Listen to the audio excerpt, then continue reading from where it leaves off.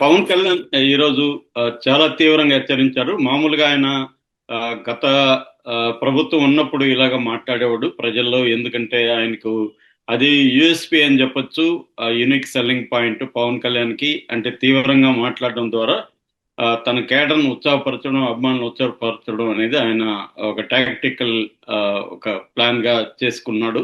అలాగా మాట్లాడేవాడు. అయితే ఈ ప్రభుత్వం వచ్చినాక ఆయన ఆ, వైసీపీని ఇలాగా మాట్లాడడం కొంత తగ్గించాడు.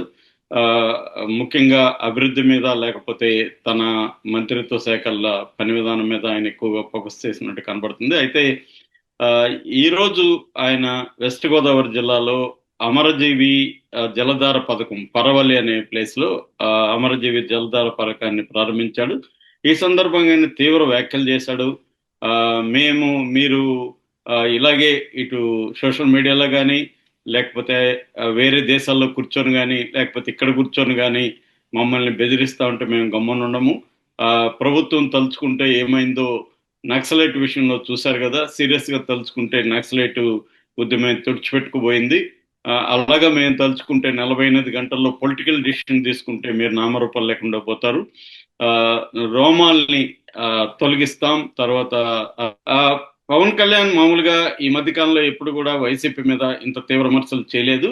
సో ఆయన ఈరోజు వెస్ట్ గోదావరి జిల్లా పరవల్లిలో అమరజీవి జలధార పథకాన్ని ప్రారంభిస్తూ చాలా తీవ్రంగా కామెంట్ చేశాడు. మీరు సోషల్ మీడియాలో కానీ, లేకపోతే విదేశాల్లో కూర్చొని కానీ, లేకపోతే ఇక్కడ కూర్చొని కానీ మమ్మల్ని బెదిరిస్తే మేము భయపడము. మీరు అధికారం మేము వస్తే చూస్తాం, మేము వస్తే చూస్తాం అంటున్నారు. మీరున్నప్పుడే పీకిందేమి లేదు, ఇప్పుడేం పీకుతారు మీరు అని మాట్లాడాడు. మీకు యోగి ఆదిత్యనాథ్ ప్రభుత్వం కరెక్టు. అంటే బుల్డోజర్ ప్రభుత్వం అంటారు, అక్కడ ఎన్కౌంటర్లు జరుగుతున్నాయి, దాని దృష్టిలో పెట్టుకొని చెప్పినట్టు ఉన్నాడు. అలాగే ప్రభుత్వం తలుచుకుంటే నక్సలైట్ ఉద్యమే కకావికలమైపోయింది. మీరంతా మేము 48 గంటల్లో పొలిటికల్ డిసిషన్ తీసుకుంటే మీరు నామరూపంలో కింద పోతారు, మీ రోమాలు పీకేస్తాం, అరచేతిలో రేఖలు అరగదీస్తాం, ఇలాగా ఆయన మాట్లాడాడు. ఎందుకు ఇంత ఆగ్రహంగా పవన్ కళ్యాణ్ మాట్లాడాడు అంటే, గత కొంతకాలంగా పవన్ కళ్యాణ్ డిస్టర్బ్ అవుతున్నాడు. వైసీపీ నాయకులు సోషల్ మీడియాలో కానీ, విదేశాల్లో కూర్చొని కానీ కొంతమంది వైసీపీ ప్రతినిధులు రెచ్చిపోతున్నాడు. ఈ మధ్యనే పవన్ కళ్యాణ్ ఢిల్లీ హైకోర్టులో కూడా పిటిషన్ వేశాడు. సోషల్ మీడియాలో తనకు వ్యతిరేకంగా వస్తున్న వ్యాఖ్యల్ని తొలగించమని, ఆయా సోషల్ మీడియా ప్లాట్ఫామ్స్ ని ఆదేశించమని కూడా ఢిల్లీలో వేశాడు. మనం చెప్పుకున్నాం కూడా. సో పవన్ కళ్యాణ్ గత కొంతకాలంగా వైసీపీ వాళ్ళతో ఇబ్బందులు పడుతున్నట్టుగా అర్థమవుతుంది. అయితే రీసెంట్ గా ఇమీడియట్ గా అంటే ట్రిగ్గర్ అవ్వడానికి ప్రధాన కారణం జగన్ నిన్న బెదిరించుతూ ఒక వీడియోలో మాట్లాడారు. అదేంటంటే పీపీపీ పద్ధతిలో మెడికల్ కాలేజీలను ప్రైవేట్ పరం చేస్తున్నారు. మేమొస్తే ఈ ఎవరైతే ప్రైవేటు వాళ్ళు తీసుకుంటారో వాళ్ళందరినీ జైల్లో పెడతామని చాలా తీవ్రమైన వ్యాఖ్యలు చేశాడు. అంతకు ముందు కూడా రప్ప కావచ్చు, మేము వస్తే ఒక్కొక్కరు అంతు చూస్తాం కాబట్టి ఇలాంటివి చేస్తున్నారు. ఇది గతంలో కూడా తెలుగుదేశం వాళ్ళు చేయలేదా? తెలుగుదేశం వాళ్ళు కూడా చేశారు. మేము వస్తే ఒక్కొక్కరిని తరిమి కొడతాము, అవన్నీ చేశారు. బేసిక్ ఏంటంటే పొలిటికల్ పార్టీలు ప్రతిపక్షాల్లో ఉన్నప్పుడు కేడర్ మొరేల్ని నిలబెట్టుకోవడానికి, అట్లాగే ఈ ప్రభుత్వంలో అధికారులు కావచ్చు, లేకపోతే ప్రజాప్రతినిధులు కావచ్చు, తమ నాయకుల మీద దాడులు చేయకుండా అడ్డుకోవడానికి కేవేట్ అంటారు. అంటే ముందస్తుగా వాళ్ళకు బెదిరింపు చేస్తుంటారు. జగన్ ముందు నుంచి కూడా జగన్ పాలిటిక్స్ లో ఏంటంటే అఫెన్సివ్ ఓరియంటెడ్ గా జగన్ పాలిటిక్స్ ఉంటాయి, డిఫెన్సివ్ ఓరియంటెడ్ గా ఉండదు. అంటే ఆత్మరక్షణ కాచుకోవడం అనేది కాకుండా దెబ్బ కొట్టడం మీదనే జగన్ ఫోకస్ చేస్తుంటాడు. అదే అతనికి యూఎస్పీ కూడా. సో పవన్ కళ్యాణ్ కూడా అదే స్ట్రాటజీ. పవన్ కళ్యాణ్ కూడా అగ్రెసివ్ గా ఉండడమే పవన్ కళ్యాణ్ కూడా ఉపయోగపడింది.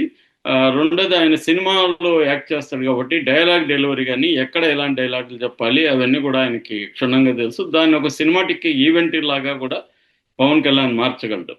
సో అందుకని జగన్ ఏంటంటే ఈ ప్రభుత్వం వచ్చిన తర్వాత తమ నాయకులను కావచ్చు, లేకపోతే తమకు సపోర్ట్ చేసిన అధికారులను కావచ్చు కేసులు పెట్టి జైళ్ళలో పెడుతున్నారు కాబట్టి క్యాడర్ నిర్వీర్యం అయిపోవడం జగన్ గమనించాడు.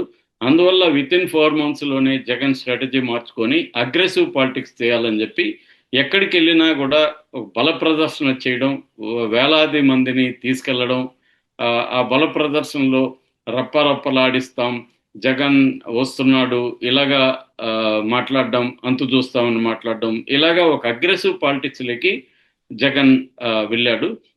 దీనివల్ల ఏమవుతుందంటే క్యాడర్లో ఉత్సాహం వస్తుంది, మళ్ళీ మనం అధికారంలోకి వస్తామని నమ్మకం వస్తుంది. ఇది ఒకవైపు అయితే, రెండో వైపు తెలుగుదేశం లీడర్లో కావచ్చు, ఇప్పుడున్న అధికారంలో కావచ్చు, కొంత భయాందోళనలు వస్తాయి. అంటే మళ్ళీ జగన్ వస్తాడేమో, ఈసారి వస్తే జగన్ మామూలుగా ఉండదు, మనం ఎందుకు రేపొద్దున జగన్ వస్తే మన పరిస్థితి ఏమవుతుంది, అందుకని మనం కొంత తగ్గుదాం అని వీళ్ళు కూడా అనుకునే అవకాశం ఉంది. అంటే వీళ్ళ ఈ ప్రభుత్వం ఉంది కాబట్టి, ఈ ప్రభుత్వంలో ఉండే ఎమ్మెల్యేలు కానీ, తెలుగుదేశం జనసేన నాయకులు కానీ కొంత దూకుడు తగ్గించుకొని పోయే అవకాశం ఉంది. అది కొంత రిజల్ట్ కూడా కనిపిస్తుంది. దీన్ని బ్యాలెన్స్ చేయడానికి ఇటు పవన్ కళ్యాణ్ కానీ, ఇటు లోకేష్ కానీ మళ్ళీ వీళ్ళిద్దరు కూడా అగ్రెసివ్గా మాట్లాడుతూ ఉన్నారు. ఈ మధ్య లోకేష్ కూడా నిన్న మాట్లాడాడు. రెడ్ బుక్లో పేర్లు ఉన్నాయి, అయిపోలేదు, చాలా ఉన్నాయి, ఒక్కొక్కరి జాతకాలు ఎప్పుడు ముహూర్తం పెట్టాలో నాకు తెలుసు అనేది కూడా లోకేష్ మాట్లాడాడు. అంటే మీరు వచ్చినాక ఏం చేస్తారో చెప్తా ఉన్నారు, మేము ఇప్పుడు ఉన్నాం ఆల్రెడీ, కాబట్టి మేము చేయాలనుకుంటే పెద్ద విషయం కాదు అనేది వీళ్ళు చెప్తున్నారు. ఇది నిజానికి ఏంటంటే వాళ్ళ వాళ్ళ పొలిటికల్ పార్టీల స్ట్రాటజీలకి పనికొస్తుందేమో కానీ ప్రజలకి ఏ రకంగానూ ఈ బెదిరింపులు పనికిరావు. జగన్ ఫస్ట్ జగన్ అలా బెదిరించడం అనేది రాంగ్. ఒక ప్రతిపక్ష నాయకుడిగా ప్రజల తరపున అతను పోరాడాలి, ప్రజల ఇష్యూలోని ముందుకు తీసుకొచ్చి ప్రజా కేంద్ర రాజకీయాలు చేయాలి తప్ప అతను ప్రైవేటు వ్యక్తుల్ని బెదిరించడం అనేది సాధ్యం కాదు, అది చేయకూడదు కూడా. ఎందుకంటే ఇప్పుడు పీపీపీ పద్ధతిలో ఇస్తున్నారు.